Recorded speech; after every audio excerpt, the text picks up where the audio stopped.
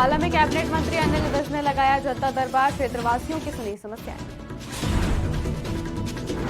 चंडीगढ़ के लॉ भवन में मनाया गया अंतर्राष्ट्रीय वृद्ध दिवस, मुख्य अतिथि के तौर पर पहुंचे गुलाब चंद कटारिया। हरियाणा में वन नेशन वन एमएसपी की मांग तेज, बजरंग पुनिया की अगुवाई में निकाला गया ट्रैक्टर मार्च। करनाल पहुंचे किसान नेता राकेश टिकैत, किसानों से किया एकजुट होने का आह्वान। नमस्कार, स्वागत है आपका आज की खबर में। मैं हूं आपके साथ महिमा शर्मा। बढ़ते पंजाब की बड़ी खबरों की ओर। अंबाला में कैबिनेट मंत्री अनिल विज ने छावनी की जनता के लिए जनता दरबार लगाया। छावनी की पीडब्ल्यूडी रेस्ट हाउस में विज के जनता दरबार में फरियादियों की लंबी कतार दिखाई दी। इस दौरान अनिल विज ने जनता दरबार लगाने से पहले सीवरेज साफ करने वाली गाड़ी का उद्घाटन किया और हरी झंडी दिखाकर गाड़ी को रवाना किया। उसके बाद मंत्री ने जनता दरबार में आए लोगों की शिकायतें सुनी और तुरंत एक्शन भी लिया। काफी बुजुर्ग आदमी है, हैंडीकैप, उसकी पेंशन का मामला था और मैंने करने के लिए कहा था और 15 दिन बाद मुझे ये जवाब दिया जा रहा है कि डेट ऑफ बर्थ वेरीफाई नहीं। वाई 15 दिन क्यों चक्कर लगवाते हो लोगों के बार बार? और जब वो कह रहे मेरे पास सर्टिफिकेट है, सर्टिफिकेट देखो, नहीं है तो मेडिकल करवाओ। और ये नेग्लिजेंस बर्दाश्त नहीं की जा सकती किसी की। चंडीगढ़ सेक्टर 37 लॉ भवन में आज अंतर्राष्ट्रीय वृद्ध दिवस मनाया गया। इस दौरान पंजाब के राज्यपाल व चंडीगढ़ के प्रशासक गुलाब चंद कटारिया मुख्य अतिथि के तौर पर पहुंचे। इस दौरान गुलाब चंद कटारिया ने एक देश एक चुनाव को लेकर कहा कि हमारे समय में देश में एक ही साथ चुनाव होते थे। एक देश एक चुनाव देश के लिए हितकारी है। मैं तो पहले से ही इस पक्ष में हूँ कि देश में चुनाव एक साथ करवाए जाने चाहिए। कारण क्या है कि इनका वर्षों का अनुभव है। इन्होंने कई क्षेत्रों में अपने योग्यता के आधार पर काम किया है। मैं भी चूंकि यहाँ का प्रशासक हूँ, इसलिए ऐसे अच्छे लोगों का अगर मुझे भी राय मिले तो मैं अपने डिपार्टमेंट को और अच्छे ढंग से कर सकता हूँ।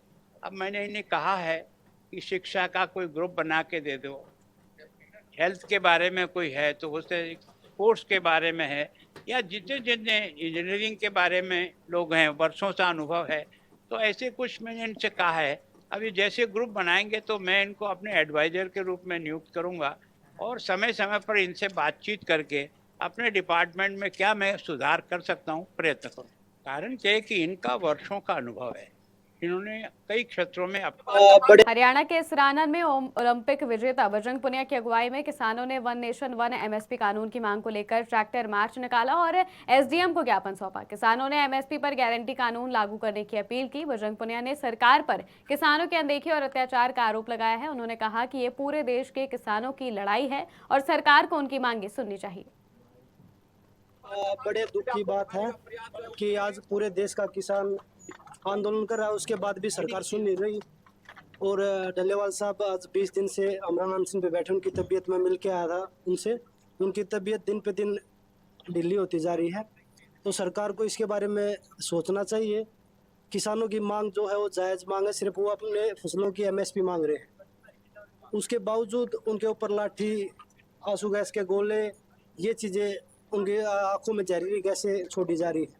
वो देश का अन्नदाता, एक साइड तो सरकार बोल रही है कि हम किसानों के साथ हैं, और दूसरी साइड जो किसानों के ऊपर अत्याचार हो रहा है पूरा देश देख रहा है। बड़े दुख की बात। किसान नेता राकेश टिकैत आज करनाल पहुंचे, जहां उन्होंने किसानों की मांगों को लेकर चल रहे शंभू और खनौरी बॉर्डर पर धरना प्रदर्शन पर चर्चा की। टिकैत ने कहा कि सभी एक साथ चले, अलग अलग चलोगे तो बात वही है, बटोगे तो लुटोगे। सबको एक साथ रहना होगा। जब तक हम सभी इकट्ठा नहीं होंगे तब तक दिल्ली से दूर रहना चाहिए। हमने ये कहा कि सारे लोग आपस में बातचीत करो, अलग अलग चलोगे अगर बात तो आई है कि बटोगे तो लुटोगे, यही है, सबको इकट्ठा रहना पड़ेगा। और हमने पिछले 10 महीने पहले से ही, जब वो आंदोलन शुरू हुआ, जब से ही उनको कहा कि एसकेएम और सब लोग इकट्ठे जाएं, दिल्ली की कॉल कोई भी अलग अलग ना दे। कोई यूपी वाले कॉल दे देते हैं कि दिल्ली चलेंगे, कोई राजस्थान वाले कहते हैं कि हम भी दिल्ली जाएंगे।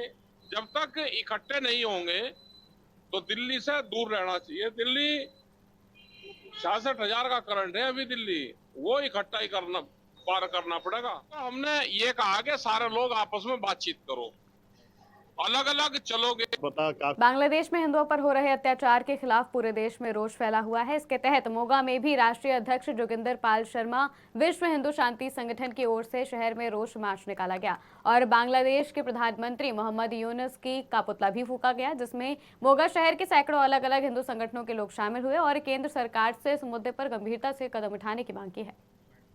ਪਤਾ ਕਾਫੀ ਲੰਬੇ ਸਮੇਂ ਤੋਂ ਇੱਕ ਬੰਗਲਾਦੇਸ਼ ਦੇ ਵਿੱਚ ਹਿੰਦੂਆਂ ਦੇ ਉੱਤੇ ਭੈਣ ਭਰਾਵਾਂ ਦੇ ਉੱਤੇ ਅਤਿਆਚਾਰ ਹੋ ਰਿਹਾ, ਜਿਵੇਂ ਕਿ ਉਹਨਾਂ ਨੇ ਹਿੰਦੂਆਂ ਦੇ ਉੱਤੇ ਕਬਜ਼ਾ ਕਰ ਰਹੇ, ਉਹਨਾਂ ਦੇ ਘਰਾਂ ਦੇ ਉੱਤੇ ਕੁੱਟਮਾਰ ਕਰਕੇ ਉਹਨਾਂ ਘਰਾਂ ਦੇ ਵਿੱਚੋਂ ਕੱਢ ਰਹੇ ਆ ਤੇ ਜਿਹੜੀਆਂ ਭੈਣਾਂ ਤੇ ਬੱਚੀਆਂ ਨੇ ਉਹਨਾਂ ਤੇ ਬਲਾਤਕਾਰ ਕਰਕੇ ਚੌਂਕਾਂ ਦੇ ਵਿੱਚ ਉਹਨਾਂ ਨੂੰ ਲਮਕਾ ਰਹੇ ਨੇ। ਉਹਦੇ ਰੋਸ ਦੇ ਵਿੱਚ ਅੱਜ ਮੋਗੇ ਦੇ ਵਿੱਚ ਇੱਕ ਰੈਲੀ ਇਹੀ ਰੋਸ ਰੈਲੀ ਕਰ ਪਤਾ ਕਾਫੀ ਲੰਬੇ ਜੋ ਬੰਗਲਾਦੇਸ਼ ਦੇ ਵਿੱਚ ਇੰਨਾ ਜ਼ੁਲਮ ਹੋ ਰਿਹਾ ਹੈ, ਇਸ ਜ਼ੁਲਮ ਤੋਂ ਲੋਕ ਤੰਗ ਹੋ ਚੁੱਕੇ ਉੱਧਰਲੇ।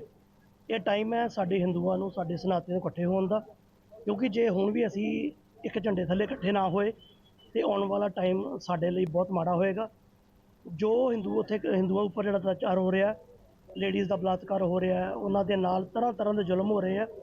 ਇਹ ਜ਼ੁਲਮ ਜਿਹੜੇ ਆ ਸਹਿਣੇ ਬੜੇ ਮੁਸ਼ਕਿਲ ਹੈ ਔਰ ਇਹਦਾ ਸਭ ਤੋਂ ਵੱਡਾ ਕਾਰਨ ਇੱਕ ਹੀ ਹੈ ਕਿ ਸਾਡੇ ਹਿੰਦੂਆਂ ਦੇ ਵਿੱਚ ਏਕਤਾ ਨਹੀਂ ਹੈਗੀ।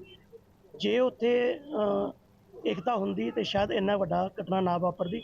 ਪਰ ਮੈਂ ਹਿੰਦੁਸਤਾਨ ਦੇ ਵਿੱਚ ਰਹਿੰਦੇ ਸਾਰੇ ਸਨਾਤਨੀਆਂ ਨੂੰ, ਦੁਨੀਆ ਭਰ ਦੇ ਵਿੱਚ ਰਹਿੰਦੇ ਸਨਾਤਨ ਕਹਿੰਦਾ ਕਿ ਹੁਣ ਟਾਈਮ ਹੈ ਆਪਾਂ ਇਕੱਠੇ ਹੋਈਏ। ਇਕੱਠੇ ਹੋ ਕੇ ਜਿਹੜੇ ਵੀ ਲੋਕ ਸਾਡੇ ਧਰਮ ਦੇ ਵੱਲ, ਸਾਡੇ ਸਨਾਤਨ ਵੱਲ, ਸਾਡੇ ਮੰਦਿਰ ਤੋੜੇ ਜਾ ਰਹੇ ਆ, ਸਾਡੀਆਂ ਮੂਰਤੀਆਂ ਤੋੜੀਆਂ ਜਾ ਰਹੀਆਂ, ਸਾਡੇ ਪੰਡਤਾਂ ਨੂੰ ਕੁੱਟਿਆ ਜਾ ਰਿਹਾ, ਸਨਾਤਨੀਆਂ ਨੂੰ ਕੁੱਟਿਆ ਜਾ ਰਿਹਾ, ਇਹ ਜ਼ੁਲਮ ਦਾ ਜਿਹੜਾ ਅੰਤ ਹੋ ਚੁੱਕਾ ਹੈ। ਅਸੀਂ ਮੋਗਾ ਦੇ ਵਿੱਚ ਜੋ ਬੰਗਲਾਦੇਸ਼ ਦੇ ਵਿੱਚ ਇੰਨਾ ਜ਼ੁਲਮ ਹੋ ਰਿਹਾ, ਇਸ ਜ਼ੁਲਮ ਤੋਂ ਲੋਕ ਤੰਗ ਹੋ ਚੁੱਕੇ ਉੱਧਰਲੇ।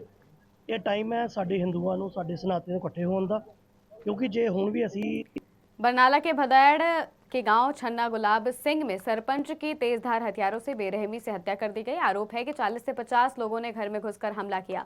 सरपंच चिट्टा नशा रोकने की कोशिश कर रहे थे, जिससे रंजिश के चलते ये हत्या हुई है। घटना में सरपंच के पिता और साथी गंभीर रूप से घायल हैं। पुलिस मामले की जांच पड़ताल में जुटी है। ਉਹ ਉਹਨਾਂ ਨੂੰ ਨਸ਼ੇ ਤੋਂ ਰੋਕਦੇ ਸੀ, ਨਸ਼ੇ ਦਾ ਵਪਾਰ ਕਰਦੇ ਸੀ। ਨਸ਼ੇ ਦੇ ਵਿੱਚ ਹੋ ਕੇ ਬੇਟੇ ਦੇ ਮੇਰੇ ਸੱਟਾਂ ਮਾਰੀਆਂ ਨੇ, ਵਰਸਾ ਮਾਰ ਗਏ, ਮੇਰੇ ਵੀ ਸੱਟਾਂ ਮਾਰੀਆਂ, ਸਿਰ 'ਚ ਹੀ ਮਾਰੀ ਆ, ਮੇਰੇ ਬੱਖੀ ਕੋਈ ਵਰਸਾ ਵੱਜਿਆ ਵਾ। ਹਾਂਜੀ, ਬੰਦੇ ਬਹੁਤ ਸੀਗੇ ਤੇ ਆ ਕੇ ਸਾਡੇ ਮਨ ਘਰ ਮੁੰਗੀ ਹੋ ਗਏ। ਬਾਹਰ 'ਚ ਆ ਕੇ ਡਲਾ ਦੱਪਾ ਵੀ ਚਲਾਇਆ, ਵਰਸਾ ਵੀ ਚਲਾਇਆ, ਬਹੁਤ ਸਾਡੇ ਘਟਨਾ ਵਰਤ ਗਈ। ਉਹ ਉਹਨਾਂ ਨੂੰ ਨਸ਼ੇ ਤੋਂ ਰੋਕਦੇ ਸੀ, ਨਸ਼ੇ ਦਾ ਵਪਾਰ ਕਰਦੇ ਸੀ। ਨਸ਼ੇ ਦੇ ਵਿੱਚ ਹੋ ਕੇ ਬੇਟੇ ਦੇ ਮੇਰੇ ਸੱਟਾਂ ਮਾਰੀਆਂ ਨੇ, ਵਰਸਾ ਮਾਰ ਗਏ, ਮੇਰੇ ਵੀ ਸੱਟਾਂ ਮਾਰੀਆਂ, ਸਿਰ 'ਚ ਹੀ ਮਾਰੀ ਆ, ਮੇਰੇ ਬੱਖੀ ਕੋਈ ਵਰਸਾ ਵੱਜਿਆ ਵਾ। ਹਾਂਜੀ, ਬੰਦੇ ਬਹੁਤ ਸੀਗੇ ਤੇ ਆ ਕੇ ਸਾਡੇ ਮਨ ਘਰ ਮੁੰਗੀ ਹੋ ਗਏ। ਬਾਹਰ 'ਚ ਆ ਕੇ ਸਾਡੇ ਘਰੋਂ ਮੇਰੇ ਅਸੀਂ ਇਕੱਠੀ ਬੈਠੇ ਰੋਟੀ ਖਾਈ ਜਾਂਦੇ ਸੀਗੇ। ਉਹ ਰੋਟੀ ਖਾ ਕੇ ਬਾਹਰ ਨਿਕਲਿਆ ਬਾਹਰ 'ਚ, ਤੇ ਬਾਹਰ ਜੀ ਇੱਕ ਮੁੰਡਾ ਚਿੱਟਾ ਲਾਉਂਦਾ ਜੀ, ਸਾਡੇ ਪਿੰਡ 'ਚ 3-4 ਲਾਉਂਦੇ ਆ। ਉਹਨੂੰ ਉਹਦੇ ਨਾਲ ਜਦਨ ਲੱਗ ਗਿਆ ਮੁੰਡਾ ਆ ਕੇ। ਜਦੋਂ ਜਦਨ ਲੱਗ ਗਿਆ ਜੀ, ਮੈਂ ਗਿਆ ਬਾਹਰ ਤੇ ਮੈਂ ਜਾ ਕੇ ਉਹਦੇ ਨੂੰ ਇਹ ਜਦਨ ਜੇ ਪਏ ਤੇ ਮੈਂ ਛੜਾ ਤੇ ਮੁੜ ਕੇ ਜੀ ਉਹ ਆਪਦੇ ਘਰਾਂ ਨੂੰ ਵਗ ਗਏ, ਉਹ ਆਪਦੇ ਘਰੇ ਵਗ ਗਿਆ। ਤੇ ਜਦੋਂ ਇਸ ਤੋਂ ਬਾਅਦ ਅਸੀਂ ਗਏ ਜੀ, ਉਹ ਕਹਿੰਦੇ ਵੀ ਸਭ ਬੰਦੇ ਇਕੱਠੇ ਕਰੀ ਜਾਂਦੇ ਆ। ਮੈਂ ਕਿਹਾ ਚੱਲ ਅਸੀਂ ਉਹਨਾਂ ਦੇ ਘਰੇ ਵਗ ਗਏ ਜੀ, ਮੇਰੇ ਚਾਚੇ ਦੇ ਮੁੰਡੇ ਸਰਪੰਚ ਦੇ। ਕਦੋਂ ਉਹਨਾਂ ਦੇ ਘਰੇ ਗਏ, ਉਹ ਜੀ 40-50 ਜਾਣੇ ਇਕੱਠੇ ਹੋ ਕੇ ਆ ਗਏ ਤੇ ਮੁੜ ਕੇ ਜੀ ਉਹਨਾਂ ਕੋਲ ਕਿਰਪਾਨਾਂ, ਵਰਸੇ ਨਾਲ ਫਾਇਰ ਕੀਤੇ ਉਹਨਾਂ ਨੇ। ਇਹਦੇ ਜੀ ਢਿੱਡ 'ਚ ਵਰਸਾ ਵੱਜ ਗਿਆ।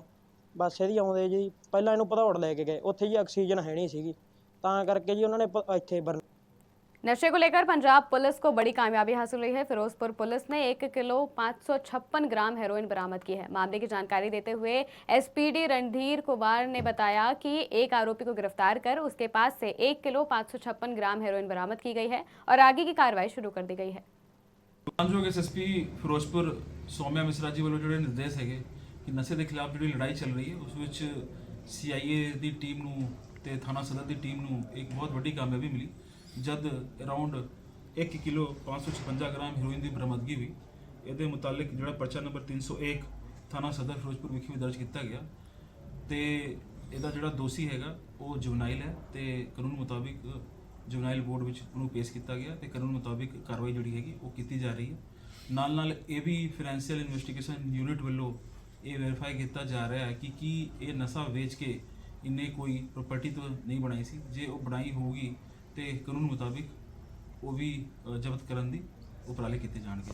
ਮਾਨਯੋਗ ਐਸਐਸਪੀ ਫਿਰੋਜ਼ਪੁਰ ਸੌਮਿਆ ਮਿਸਰਾ ਜੀ ਵੱਲੋਂ ਜਿਹੜੇ ਨਿਰਦੇਸ਼ ਹੈਗੇ ਕਿ कि नशे के खिलाफ जो लड़ाई चल रही है फरीदाबाद की राजीव कॉलोनी में सीएम फ्लाइंग खाद्य आपूर्ति विभाग और पुलिस की संयुक्त रेड में गैस सिलेंडरों से भरी पिकअप गाड़ी पकड़ी गई। गाड़ी से 60 सिलेंडर बरामद हुए हैं, जिन्हें कालाबाजारी के लिए लाया गया था। पुलिस ने गाड़ी के ड्राइवर को गिरफ्तार कर जांच शुरू कर दी है। फूड एंड सप्लाई इंस्पेक्टर का फ़ोन आया था एक भाई हमने कुछ राजीव कॉलोनी में अवैध रूप से सिलेंडर बेचने के बारे में कुछ सिलेंडर पकड़े हुए हैं और वह चालक को भी पकड़ा हुआ है, गाड़ी को पकड़ा हुआ है। तो सूचना पर मैं और मेरे साथी हवलदार विष्णु मौके पर पहुंचे, जहां पर फूड एंड सप्लाई इंस्पेक्टर मिले, जहां पर एक गाड़ी पिकअप भरे हुए भारत गैस एजेंसी से भरे हुए मिले थे। जो फूड एंड सप्लाई वालों ने उनको गिना, गाड़ी को कब्जे में लिया। कुल 60 सिलेंडर थे और जो गौरव नाम का लड़का है जो राजीव कॉलोनी में बेचता है।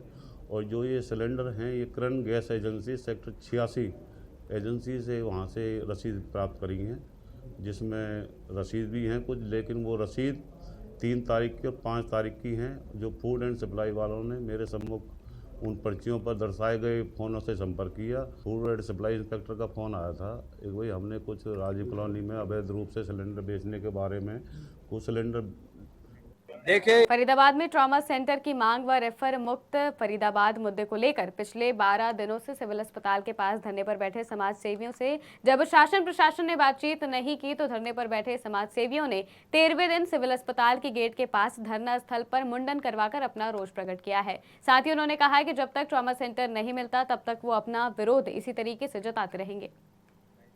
देखिए, यहाँ पर इस अनिश्चितकालीन धरने की आज 13 दिन हो गए। इसके संचालक हमारे बड़े भाई सतीश चोपड़ा जी और बाबा राम केवल पेंशनकारी, जिन्होंने पिछले 22 धरने दिए, ये 23वां धरना है। अनिश्चितकालीन धरना हमारा 13 दिन हो गए, प्रशासन सोया हुआ है। इसका मतलब प्रशासन अभी तक नींद से जागा नहीं है और ये नेताओं का उदासीन रवैया। फरीदाबाद से हम बड़े आहत हैं। फरीदाबाद में हमने टैक्स हमेशा 2nd नंबर पे हम हरियाणा में टैक्स देते रहे हैं। फरीदाबाद हरियाणा में जनसंख्या में नंबर 1 पे है। तो एक छोटी सी मांग, जनता की मांग थी ये हमारा कोई निजी व्यक्तिगत स्वार्थ नहीं था। इसमें हमने एक ट्रॉमा सेंटर मांगा था और खुद हमारे सांसद साहब ने ये वोट बैंक इसमें इलेक्शन के दौरान अपने वोट की बढ़ोतरी के लिए खुद ये स्वीकार किया था कि हाँ, ट्रॉमा सेंटर फरीदाबाद की जरूरत है। तो ये फरीदाबाद की जरूरत को क्यों नहीं पूरा कर रहे? हमारे यहाँ पर प्रतिनिधि 3 विधायक मंत्री बने, 4थे सांसद साहब हैं, फुल फ्लैश में है, इतना भारी बहुमत से भारतीय जनता पार्टी। शक वाली बात नहीं है जो आप बात कर रहे हैं, ये तड़प रही है जनता। आज से 6-7 महीने पहले हमने छायसा मेडिकल हॉस्पिटल जो है वहाँ पे भी गए थे। हम सतीश चोपड़ा जी साथ थे, हम वहाँ पे बैठे थे, कुछ दिनों के लिए धरना दिया था। तो कमाल की बात यह है, 3.5 करोड़ रुपया पिछले 5 साल से हर महीने खर्च हो रहा है। 60 महीने में 200 करोड़ खर्च किया जा चुका है। 550 कर्मचारी है। 550 कर्मचारी आपने किस लिए रखे हुए हैं? वहां पे तो 100 आदमी भी ओपीडी में जाते नहीं है और 550 कर्मचारी आपने रख रखे हैं। तो ये अंधेर नगरी हो रही है, चौपट राजा है। ये बहुत गलत हो रहा है। देश किस तरफ जा रहा है हमें समझ नहीं आ रहा। धन्ना सेठों को, प्राइवेट हॉस्पिटलों को आप पैसे में भरपूर करना चाहते हैं और जो अपने सरकारी हॉस्पिटल हैं उनमें सुविधाएं। हमारे हिंदू रीति रिवाज में किसी के घर में मौत हो जाती है तो उसका तेरवी मनाई जाती है, शोक प्रकट किया जाता है, दुख प्रकट किया जाता है। पर हमारे घर में तो रोज मौतें हो रही है, रोज लोग इलाज के अभाव में दम तोड़ रहे हैं। तो उसी का दुख प्रकट किया जा रहा है ताकि ये जो जनप्रतिनिधि जिनको हमको चुन के सदन में भेजा है उनके कान खुले, उनको पता चले कि ये जरूरत है। जबकि उन्हें मालूम है, लोकसभा चुनाव में भी मुद्दा बना, वादे किए गए कि हम ट्रॉमा सेंटर देंगे शहर में, बीके की जो बदहाल स्थिति है उसको बदला जाएगा, डॉक्टर्स की कमी है जो उनको फुलफिल किया जाएगा, जो दवाइयां आप यहाँ पे नहीं मिलती हैं वो उपलब्ध कराई जाएंगी। छायसा मेडिकल कॉलेज के बारे में बोला गया कि उसको जल्द से जल्द शुरू कर दिया जाएगा, परंतु हुआ कुछ नहीं अभी तक। बार बार हमने सांकेतिक धरने प्रदर्शन भी किए, पत्राचार भी किया, आरटीए लगा के सारी डिटेल हमने माननीय जो डीसी साहब है उनसे भी साझा की, कई बार उनसे मुलाकात की इस विषय को लेके। मैं अकेला खुद जाके हर जगह जाके हर अधिकारी से मिल के आया, व्यथा रखी और वो भी वादे पे वादे, हाँ हो जाएगा, जल्दी हो जाएगा, कर देंगे। परंतु अब हमें सड़क पे आना पड़ा। हम कब तक ये मौत का तांडव देखते रहे, कब तक हम। पंजाब की खबरों में फिलहाल इतना ही। देश और दुनिया की तमाम खबरों के लिए देखते रहिए आज की खबर।